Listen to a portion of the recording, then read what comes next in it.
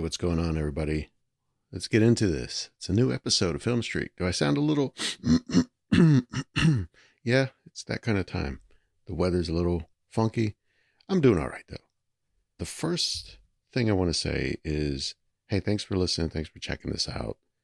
This has been a really interesting thing. I'm kind of been in this moment of looking back. It's been 3 years since I started this, and the amount of people that I've, I guess, met and talked to about this podcast and what the idea is, everybody always seems to have a real kind of interest in it.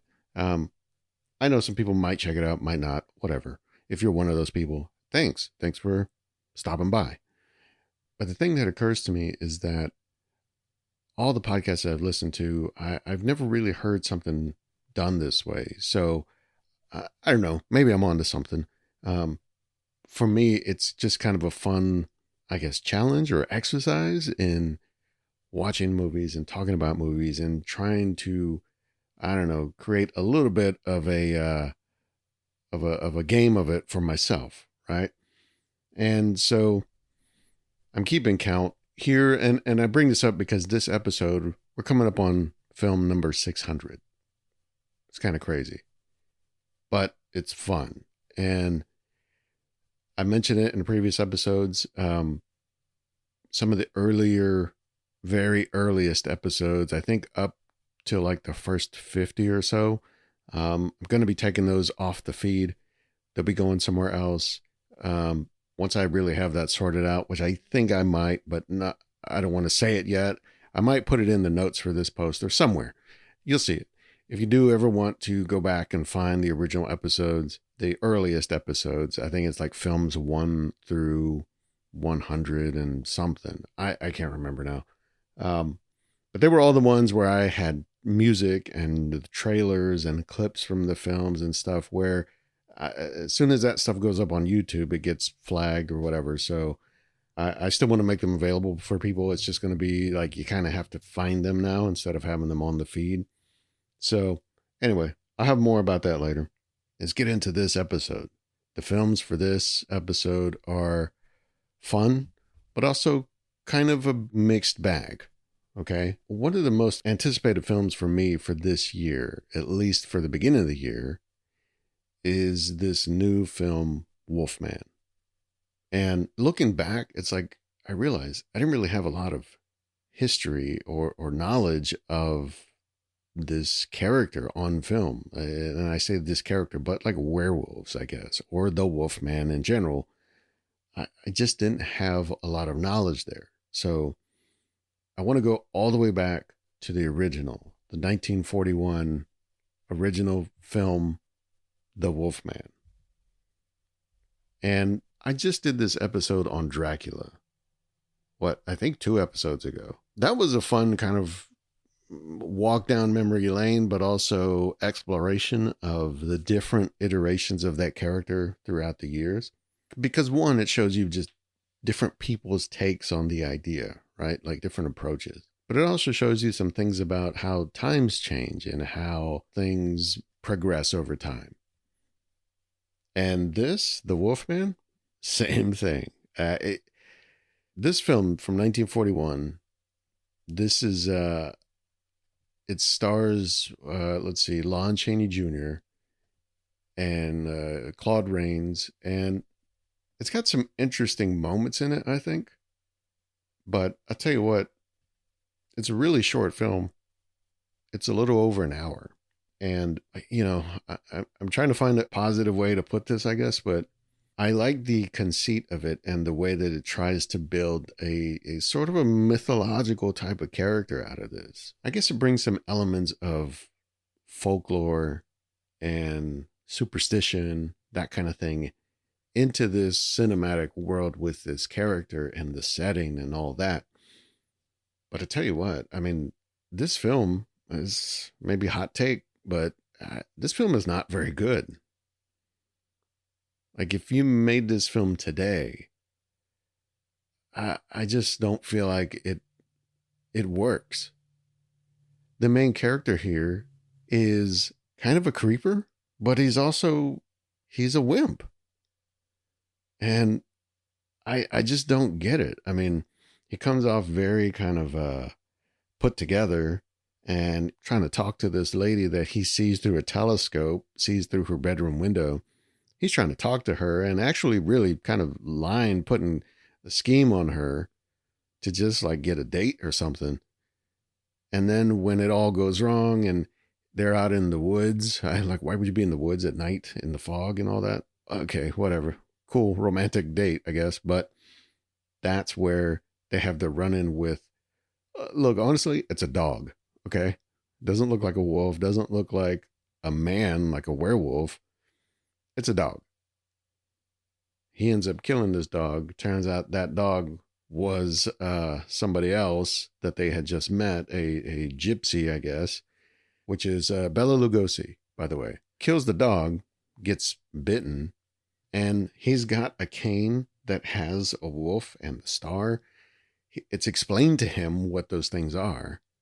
Even the woman here, I can't remember her name, the character's name. She explains, like Gwen, that was her name. She explains that that is what this is, right? This is a sort of a superstition. It's a belief or whatever, but it is a thing that is known in the, I guess, the community or whatever. And he still can't piece together like what is happening and why am I like blacking out and losing memory and I don't know what happened and this is very confusing. And there's a point after his first like night out, he's all a mess and there's footprints all over his room. And he's like real slow on the uptake, you know? He kind of feels a little like challenged, honestly. He's a little bit in Forrest Gump territory, I guess. But yet he wears a 3-piece double-breasted suit the whole time and talks very proper. He's got a very, clean haircut, but he's a moron. And I couldn't help but think like you couldn't make this film with this character with this plot work today. Like this just looks dumb. And I try to have some reverence for like classic films and the status and the sort of iconic nature of roles or characters or whatever, but man, this one was a tough one. Because I just feel like there's so much that it's clearly stuck in, I don't know, I guess 1941. That, oh, that's how you would accept a character like that or a story like that, or even some of the like plot devices, right? Even to the point where, look, Claude Rains, who plays the father in this film, is only like 15 years older than Lon Chaney, who plays his son. And I mean, the moment they're on screen, the very first moment they're on screen together, I'm like, oh, wait, he said son and he said his brother and he said dad. I'm like, are they saying they're father and son? Because they look almost the same age. They both look like they're like middle-aged men getting ready to go to church. Like, it doesn't add up. And I think that kind of, I don't know, that sort of internal logic that the film has and that works with, which I guess is just from the time. Like it doesn't hold, it doesn't make sense today to new eyes. Now, if you saw this film way back when, or you saw it, even just 50 years ago, and if you have that appreciation for it as a real iconic film, fine, that's great. But to me, watching it today, which I feel like is part of this experience, is seeing films I never saw or I'm catching up on or even overlooked or whatever. And this is one that I don't know how this has stood the test of time. I suspect it's because this original story and this character, I think you've seen filmmakers find the need to reiterate this and to kind of evolve this and hopefully improve it, right? And I think that's where we end up with this character that lives on, because it's like, let's try and find other ways to get at this. Not because they all hate the original film, but I think they feel like, well, there's a lot of room to work with in there to tell another story, to approach it from a different angle. And so look, here, let's do it.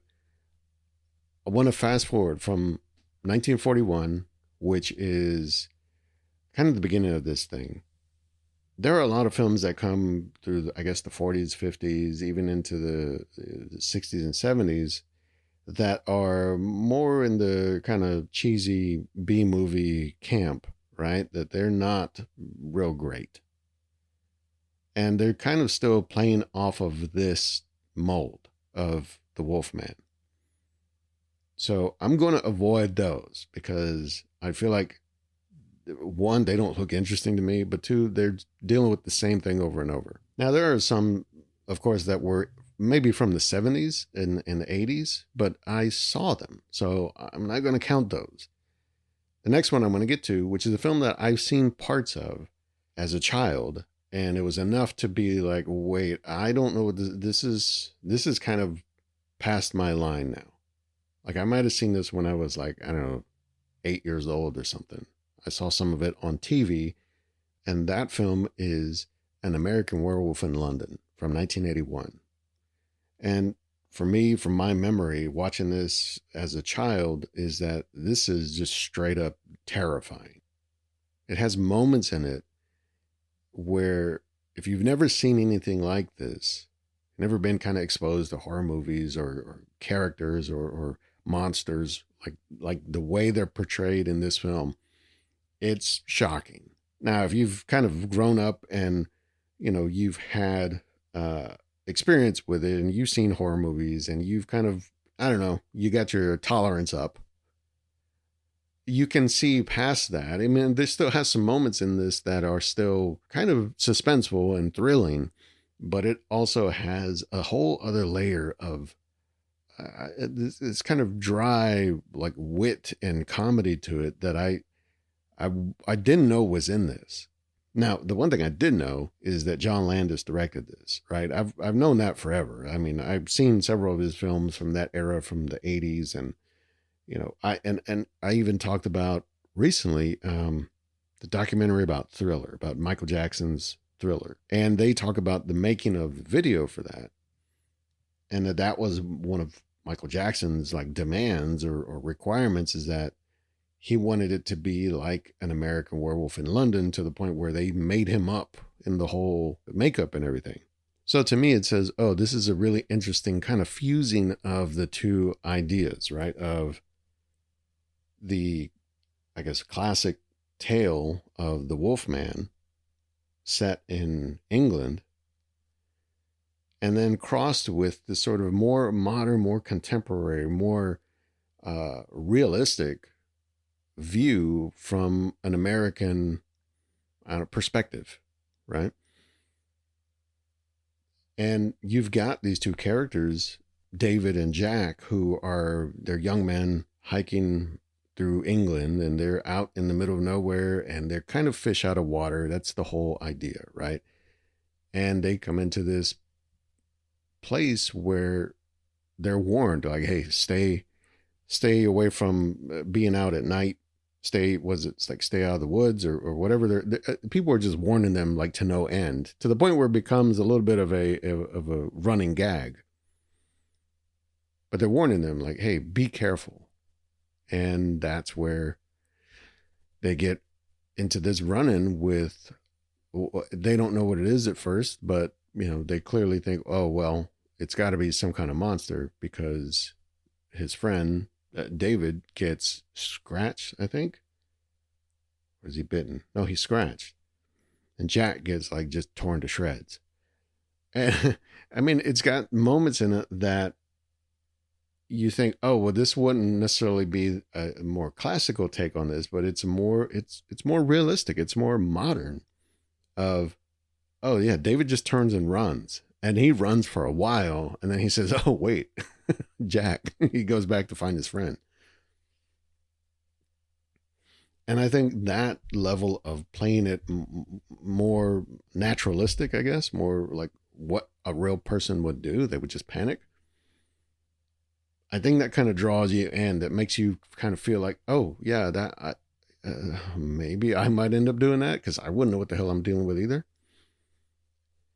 But as we watch David kind of deal with not only this thing that has happened to him, this traumatic event, but also the after effects of it, right? He's having these like dreams and nightmares really, and they're kind of like doubling up on each other, and to the point where we realize, okay, this is the change that is coming. He's going through this transformation.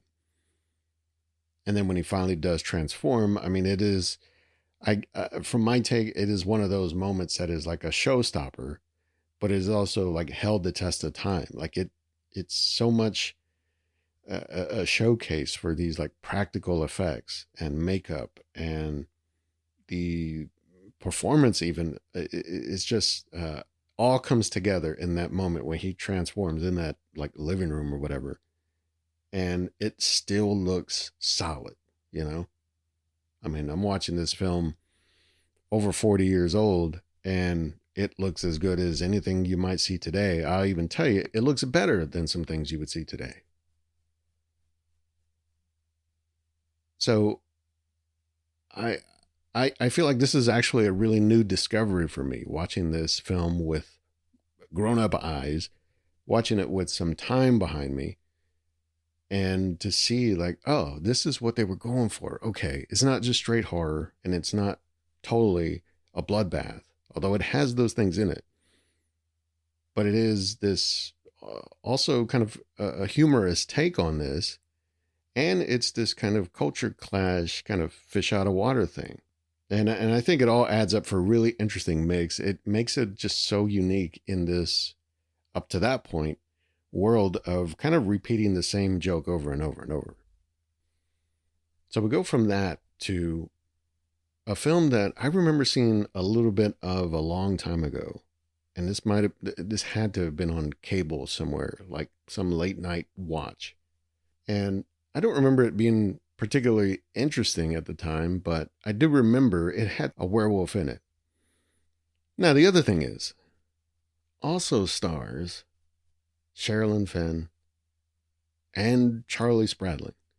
And if you don't know who they are actors who, in that era, in the 80s and late 80s into the 90s, they were known for horror films, known for some of their work. I mean, Sherilyn Fenn was on Twin Peaks at the time, and you've got these two absolute lookers who are in this film. And here's the thing, though, is this film is pretty egregious. Okay, I mean, I didn't know at the time. I don't ever saw the whole film. I remember seeing parts of it, and I'm like, what is this? But watching it now in 2024, 25, and with how things have changed, but also I feel like even back then, there was something off with this whole idea. I'll give you the very basics, because I feel like if you tried to watch this film, one, you're probably not going to like it. Two, you might not even be able to find it. It's called Meridian. And the idea is you've got these two young women who they have this, I don't know, sort of encounter with this magician, right? It's weird. It's like he's a magician, but it's like a, I don't know, like a prince or something, because he has like a estate, like a castle almost. And they have this encounter with him. Turns out he also has a twin brother that is not revealed until later. I'm going to go ahead and spoil the film. Sorry. There's this whole thing where they have this like dinner type situation. Turns out they get drugged. And then the twin brothers, once they kind of reveal themselves, they get to some gnarly rapping, let's say. Okay. They're going to get into some of that werewolf rapping. That's really, it's the way this is played. These two young women who like wake up the next morning and they're like, what happened? I can't believe that happened. That's so wrong. Like they're just kind of taking it as like someone called them bad names. That would not fly today, right? And one of them just decides to dip. She's like, you know what? This was cool and everything, but I'm not really into it, so I'm going to head out. Like, what? And so the other character, played by Sherilyn Fenn, she decides to stay on. and she wants to kind of know what exactly happened. She wants to figure out if she can somehow, because I think she felt like her rapist was a little more tender. And so she wants to maybe help him change his ways. Okay. She can do it. She can change him. But she has to solve the mystery of like, what is this place? What's going on here? What can I do? And then it becomes this sort of weird, like out of time semi romance thing. But I feel like if you really had to like zoom out and find like a bigger theme in this film, if there is one, I guess it's like how people deal with trauma or abuse, I guess. And some people can like run away from it, and some people can like actually get closer to it. I don't know. I don't really know what this film is trying to do or say. Now, the interesting thing here that I didn't know, but I was doing a little reading because I'm like, who made this film and what was the story here? What's the deal? The werewolf design or makeup and costume and all that, it's the same one that was used in Bram Stoker's Dracula from Francis Ford Coppola. It's the same look, right? I think they said it was modified some, so it wasn't like clearly lifted from that, but this is right around the same time. And, I could see it. Look, if I really had to get like kind of cynical about it, it's like somebody found out, oh, this movie that Francis Ford Coppola is making, there's a werewolf in it for a moment. We have access to that makeup, to that costume. Can we make a film with that? And then you build the rest from there. It's happened, right? It's happened somewhere down the line in all of movie history. Someone said, oh, I have this one thing. I'm going to make a film around it. I don't know that that's what happened here, of course, but it feels like that. It feels like we got to show off this thing that we have access to or that we actually have. And let's just find an excuse to do it. Now, like I said, this isn't a great film. I don't feel like anybody in the film is necessarily going to be like, oh, that's my crowning achievement. But I do think there's enough of an effort put into it that it's not totally like trash. You know what I'm saying? It's not, you can tell somebody here cared. And whether that's the performers or the director, or honestly, I think the cinematographer, because the camera work in here is solid. The lighting is really, it holds with most films of the time. And these two actresses, they look magnificent. Even the guy who plays the twins, he looks very kind of, debonair and whatever, even though he's kind of a monster times two, right? Everything looks put together on screen. It's just, I'm curious, like what the whole idea behind it is and how this actually made it on screen. So anyway, that's one where I said, well, this is kind of a real detour, and it's in like a very narrow lane of, genre work. Well, one, who asked for a film like this, but also, really? You're making it about the synchronized werewolf rapist? Ooh, like how's that going to go over? So anyway, I watched it partly because of like, I was like, oh, I have a memory of it, but also, does this really tie into the werewolf character or trope, And I guess it does. And I think if you want to look at it that way, it does kind of like take it further, because it's like you've got two men on two different sides of the coin, and they've both got this kind of dual existence of being themselves, but also being these monsters. It's wild.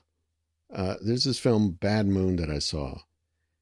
It's from 1996. And this is one that it feels like this was aiming more for like an American audience. I mean, it's set in America. It's got American actors in it. And it's got a sort of more modern sensibility in terms of, being not so much stuck in the eras of the past, but stuck in that moment, like in the mid 90s. But anyway, this is about a man who is in, I don't know, he's like on an expedition or some kind of trip, but his camp, his crew, his team, they get attacked by some creature. He gets a scratch.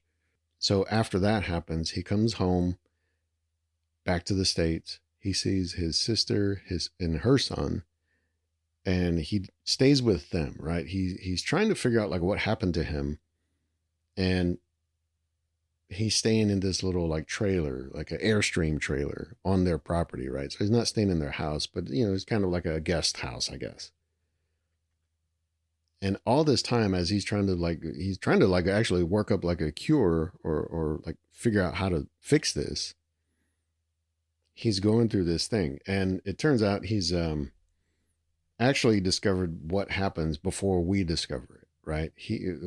I think the first time we see, he knows what's up, is he's handcuffed himself to a tree because he knows like he's going to go and hurt somebody.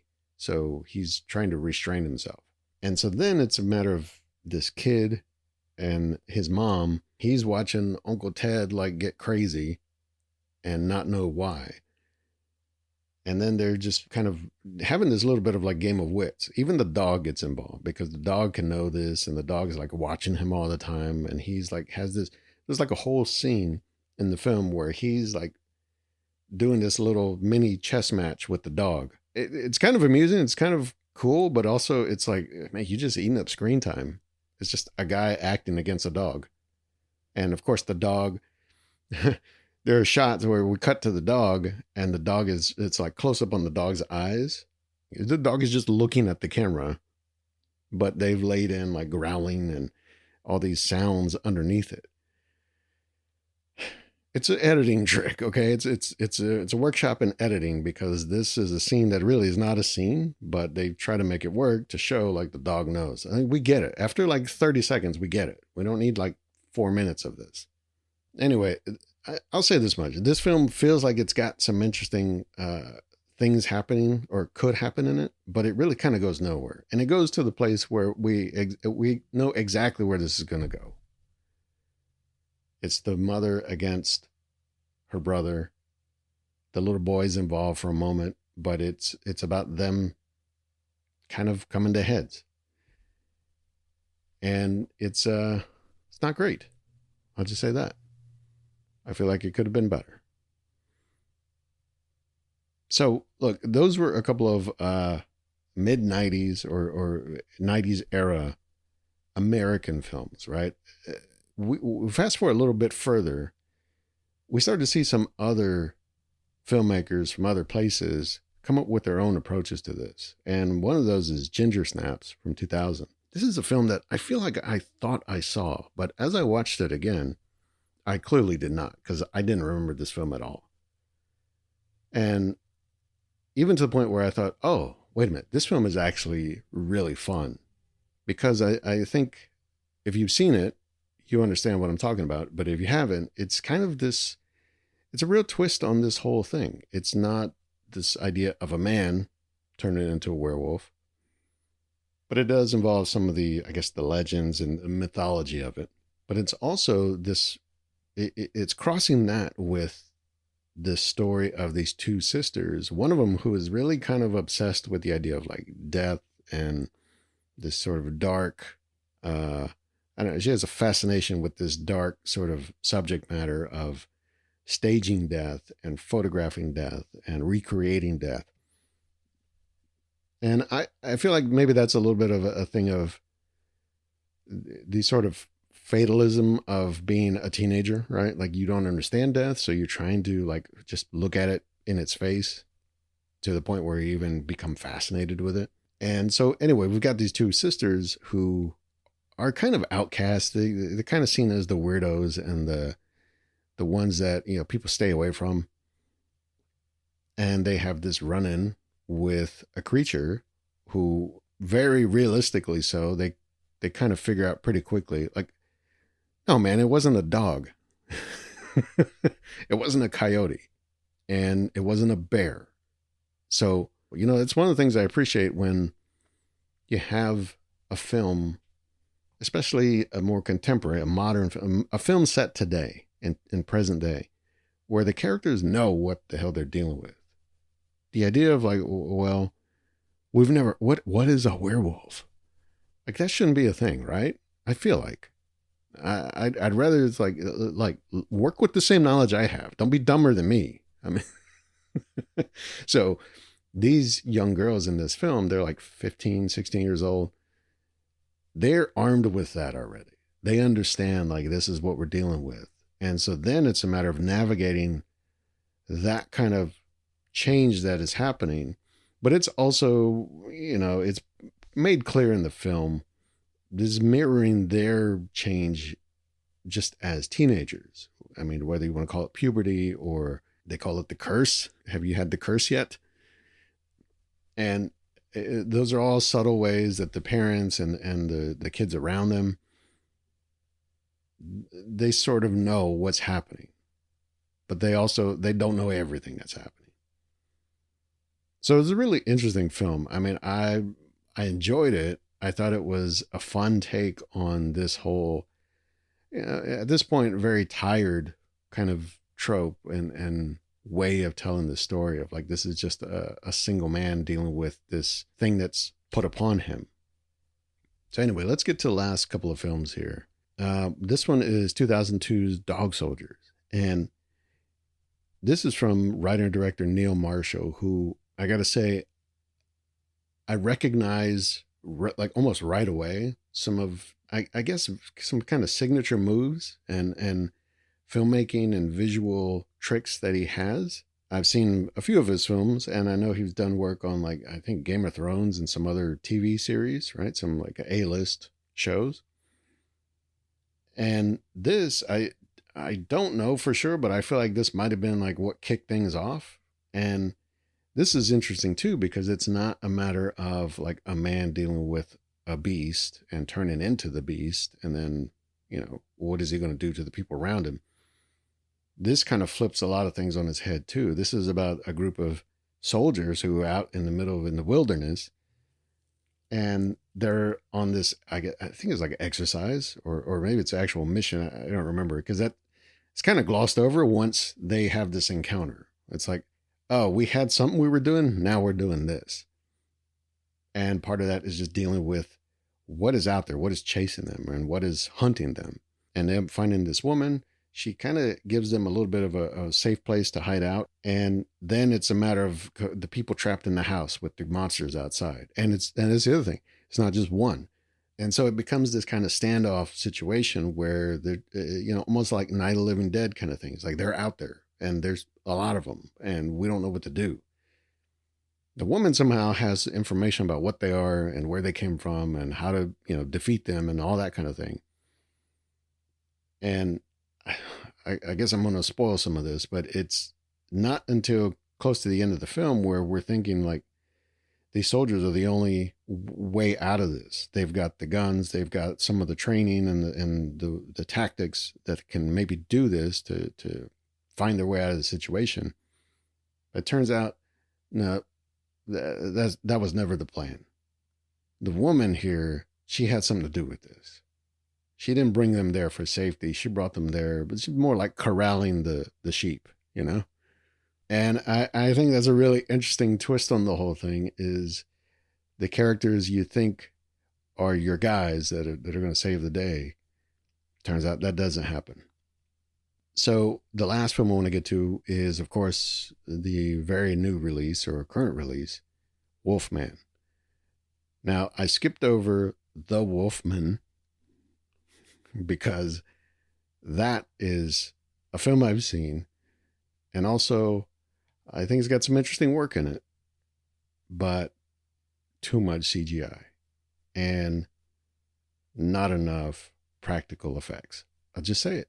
All these films I've talked about, they've got really, look, some better than others, but they've got really solid practical makeup and costume work.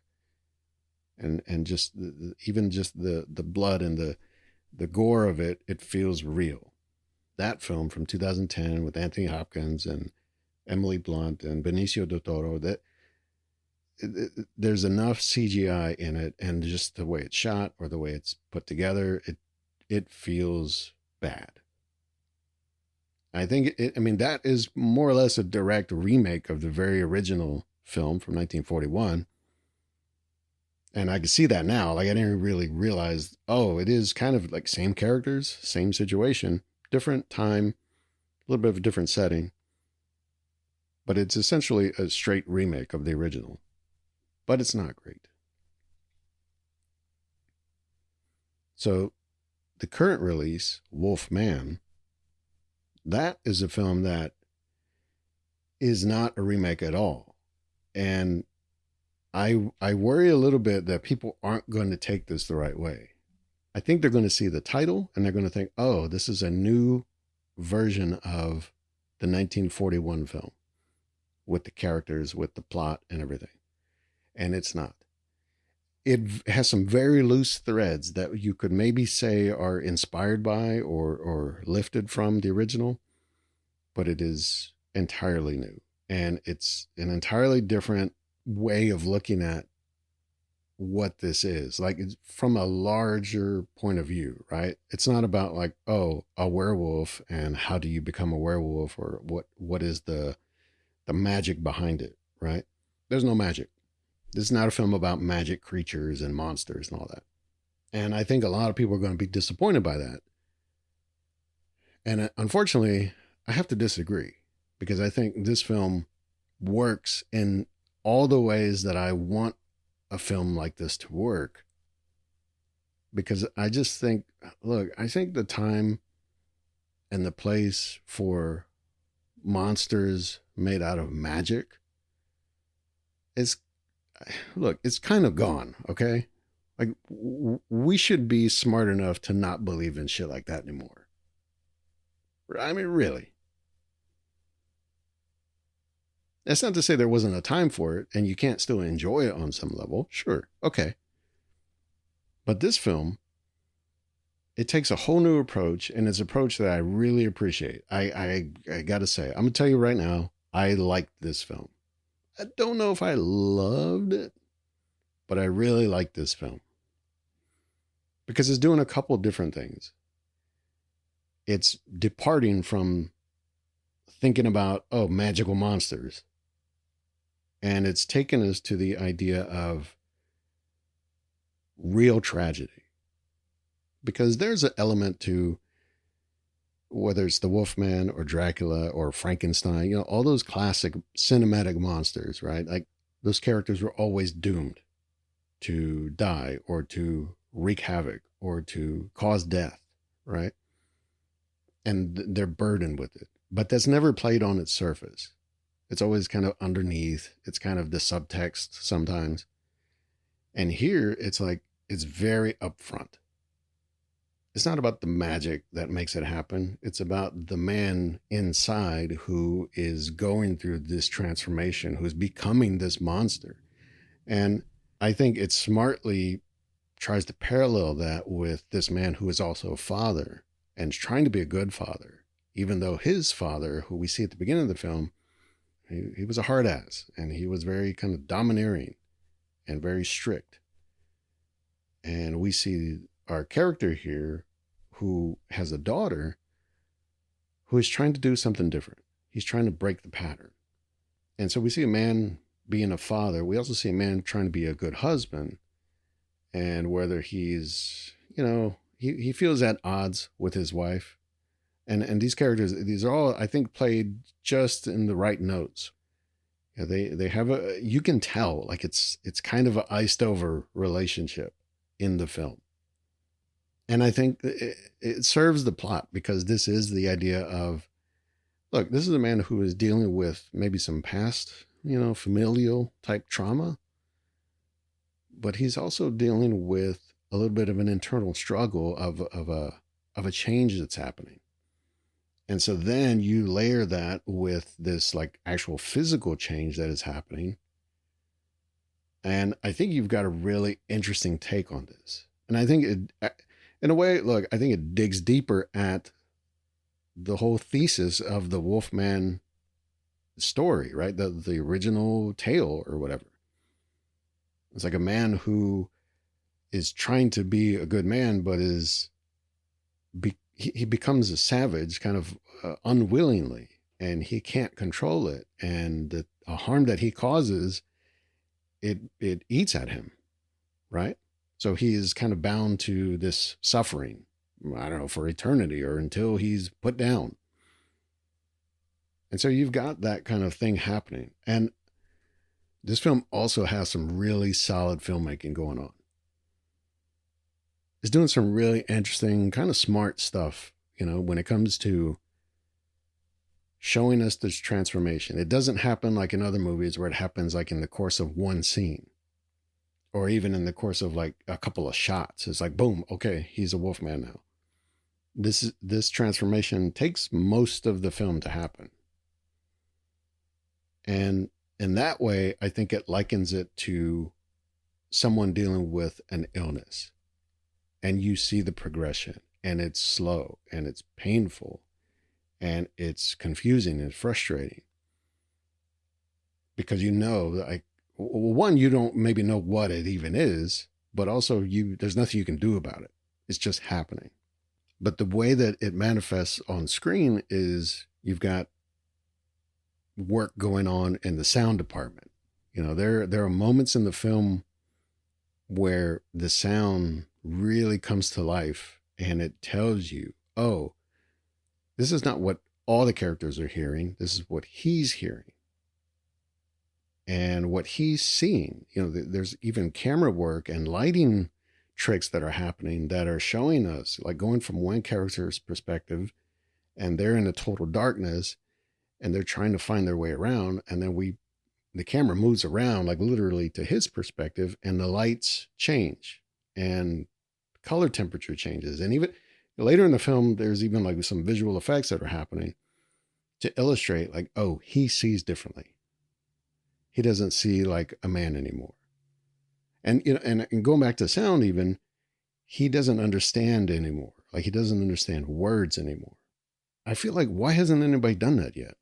Like we've gotten all the way to 2025 and nobody's tried to lay that into this story of this man turning into an animal. Animals don't hear like we do. They don't see like we do. They don't understand like we do. And I think this is the first one I've seen where somebody's actually worked that into it. So, hey, kudos. Good job. And, if this is a matter of this film becoming a kind of a reinvention of all of these classic characters, I know they did The Invisible Man a few years ago. I really enjoyed that too. And that was a film that was not, that was about much heavier subject matter than I think everybody expected, but it worked also. And I think if this new wave of films recreating these old characters, I think if they do that with a more modern, more realistic approach and dealing with really dark, not magical dark, but like real pain, I think they're going to work. I like this film. I really did. So that's The Wolfman, I guess. I know there are plenty of others. And like I said, some of them I've seen before. Others, I kind of steer clear. I just don't know that they would have helped me process some of what this story or what this character, what the legend of this character is. So that's it for now. If you want to find some other episodes, you can go to filmstreak.com. You can find those. Thanks for listening. Thanks for checking this out. Look, I don't know about you, but I hear the weather is about to be crazy cold. So go get your werewolf blanket and your slippers and stay warm and go watch something new.